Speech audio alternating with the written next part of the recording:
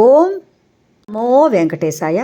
ఈరోజు శనివారం మనందరికీ ఎంతో ప్రీతిపాత్రమైన రోజు. అది ఎందుకో అందరికీ తెలుసు. అందరూ ఉదయాన్నే దర్శించుకున్న దైవం శ్రీ వెంకటేశ్వర స్వామి. వీలును బట్టి ఎక్కువ మంది శనివారం వెంకటేశ్వర స్వామి దేవాలయాలకు వెళ్ళి స్వామివారి దర్శనం చేసుకుని వస్తారు. ఆ రోజు సాత్వికాహారం మాత్రమే భుజించి స్వామివారి కోసం విష్ణు సహస్రనామాన్ని కూడా చదువుకుంటారు.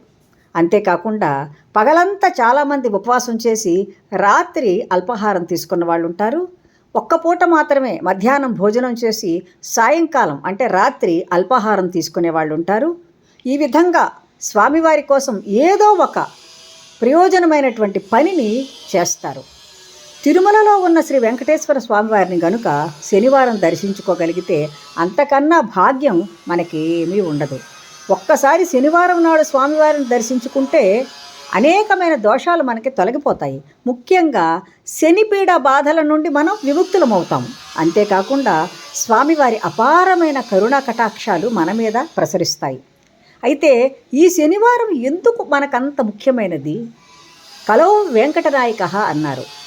సాక్షాత్తు శ్రీ మహావిష్ణువే ఈ కలియుగంలో శ్రీ వెంకటేశ్వర స్వామివారిగా మన కోసం 7 కొండలను కూడా ఆయనే స్వర్గం నుండి ఈ భూమికి పంపించి ఏర్పాటు చేసి ఆయన అక్కడ వెలసారు. అటువంటి స్వామి కోసం మనం తప్పకుండా శనివారం ఏదో ఒక ముఖ్యమైన పని చేస్తాం.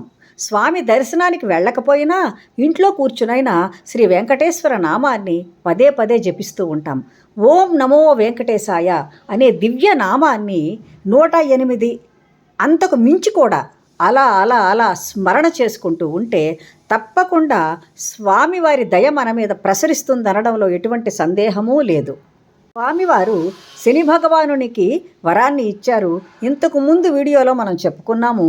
అంతేకాకుండా తొండమాన్ చక్రవర్తికి ఆలయ నిర్మాణం చెయ్యమని స్వామివారి స్వయంగా ఆజ్ఞ ఇచ్చినది కూడా శనివారమే అని అంటారు.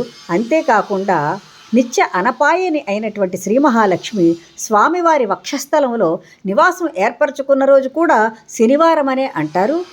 ఇన్ని విధాలుగా ఎంతో గొప్పదైనటువంటి శనివారం నాడు మనందరము కూడా చాలా జాగ్రత్తగా ఉండి స్వామివారిని స్మరించుకుంటూ ఉంటే మన కష్టాలు గట్టెక్కుతాయి.